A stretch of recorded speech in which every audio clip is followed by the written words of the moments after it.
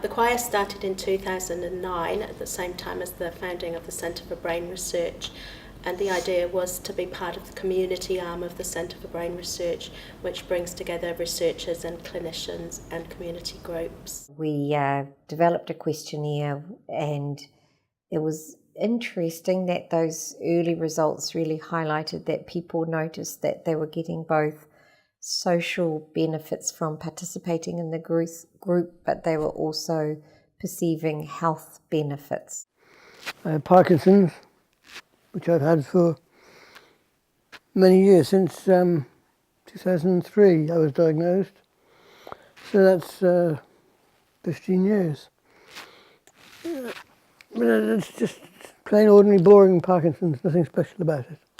So at the beginning, the sort of call went out and people were referred to the choir, but then it quickly transpired that we still have people coming from referrals, but also people hear about it and they bring themselves along or they bring their family members along, and we never ever said we want this kind of person come to the choir. So the choir's always been a mixed choir, not just for people who've had a stroke, not just for people who have Parkinson's disease. It was sort of like a big one. It took me a year in hospital, so it's like it was 1 month in a coma, and then 6 months in a wheelchair. So it's like, it was quite a big one. And I couldn't talk, physically I'm still bad. And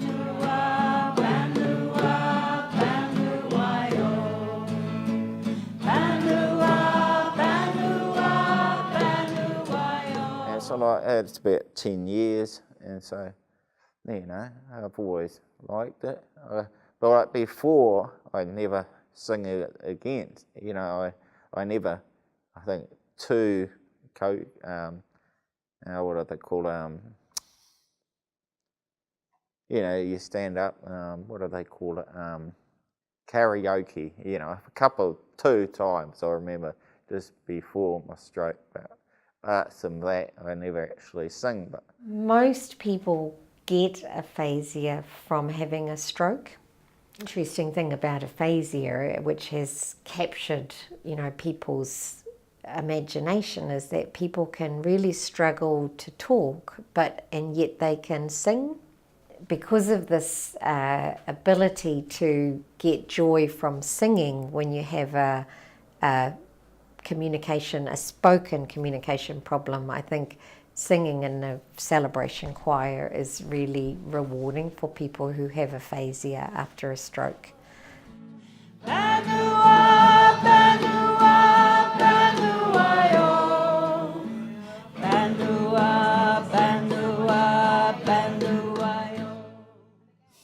not certain how long, but I have vascular dementia, and one of the biggest problems with that is my memory, and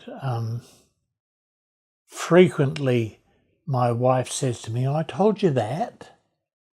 I said, no, you didn't. No. Yes, I did. So I just have to take it that she did, because I just don't remember. And we need big fat voices again. Let's just try the chorus. Take time in life, take time in life, take time in life, you've got far ways to go. Take time in life, take time in life, take time in life, you've got far ways to go. It sounds wonderful when you open your mouths and let the sound out, instead of talking like this as if you're training to be a ventriloquist. We need to drop our jaws a bit. Just say, ah, like you're at the dentist. Ah. And then close your mouth again.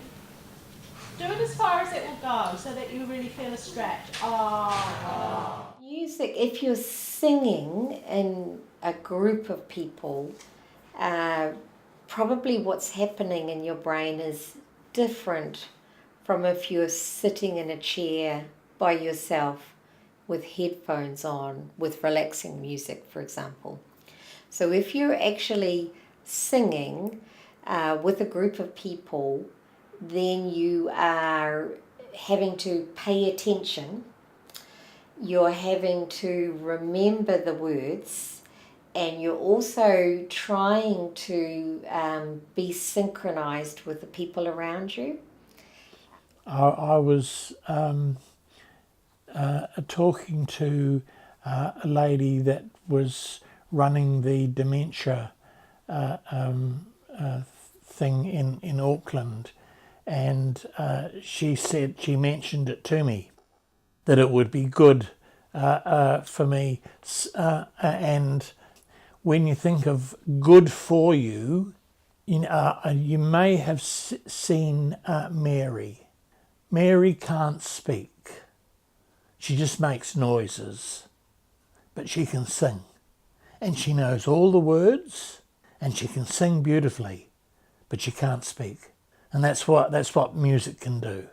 I was passing by, Jenny called to me, and she said to me, let's go to the pub. Yes. Let's go to the pub. Let's go to the pub. Let's go to the pub. We've got far way to go. Let's go to the pub. Let's go to the pub. Let's go to the pub. We've got far way to go. There are some people who've been involved in singing and music a lot in their lives, and they come very readily and looking forward to participating and getting their music back in their lives. And there are other people for whom it's quite a new thing, and they might even have been told that they can't sing in the past and that they shouldn't sing. So it's quite daunting to be encouraged to come to a group, especially if you've lost some of your powers of speech and communication. I was told to not to open and shut your mouth, but don't sing. And then when I went to secondary school, the music teacher was trying to get a school choir together. So he went around us all and he would play a note and we'd have to sing it. And then I realised I couldn't do that. I mean, I thought I was nearly tone deaf. I don't know that I am. But everything I heard about singing was don't do it. So that's autobiographical, that poem. And it's amazing how many people said to me that that's happened to them. So you get told at an early stage that you can't do something. So you know you can't do it, so why try? I was passing by, Roger called to me, and he said to me, put on your shoes. Put on your shoes, put on your shoes, put on your shoes, I have a way to go. Put on your shoes, put on your shoes, put on your shoes.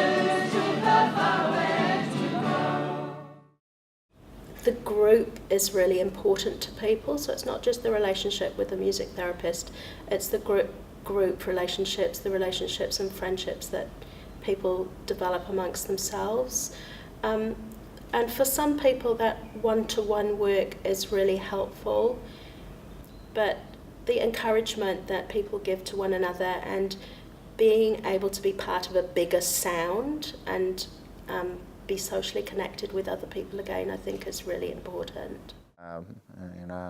Ian, they're good friends of mine, so whenever there's 4 of us, we're like 3 musketeers, you know. So and they're young, all the rest of us, and so actually Alison says, "Oh, we have to get them out of there because we talk and giggle, you know." So it's good. Yeah, it's good. And I try to talk to everyone. Yeah.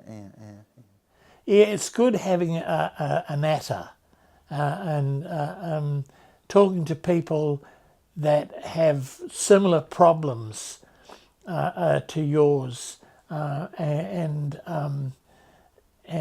finding out what they do, how they fill in their day, and that sort of thing, and just general natter.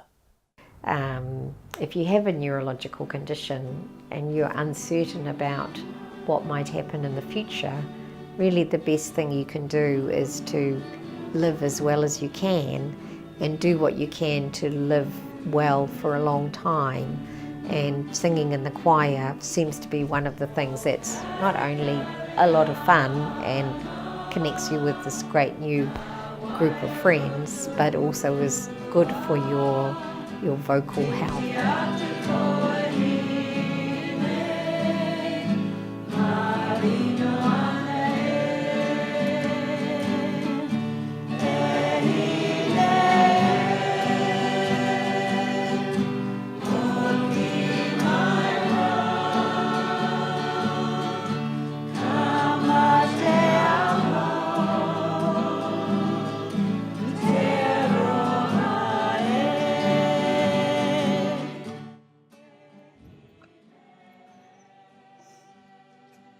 I want to start at the beginning.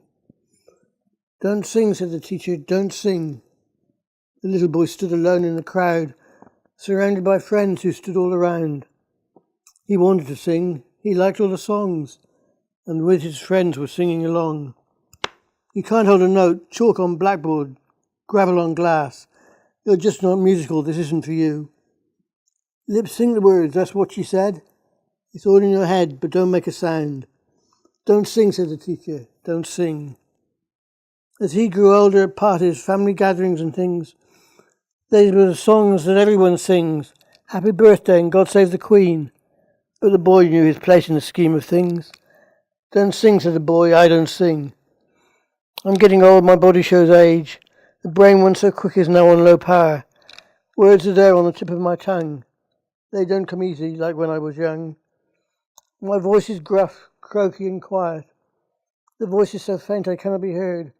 Frustrating, lonely and oh so absurd. I've asked all the people who ought to know, the doctors, researchers and scientists, therapists and psychologists too. Tell me please, what can I do?" "Sing," they all said.